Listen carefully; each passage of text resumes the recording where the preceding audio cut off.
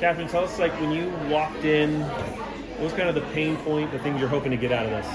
I wanted to be able to collaborate with my team and to be able to have opportunities to pause, reflect, and grow.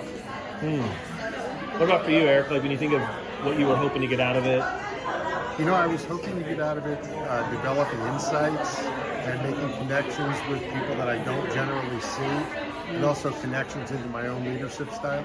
Okay. And what, like, when you think about what you're taking away, Catherine, how would you describe it?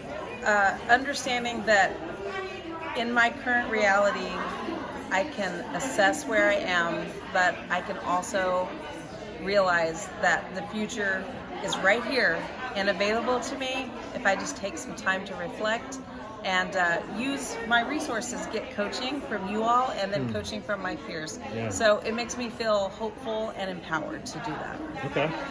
EJ, how would you, like, summarize what you're leaving here with? I have to say I'm grateful for the opportunity to be here, blessed to be with so many amazing people, and for you guys for what you did for us.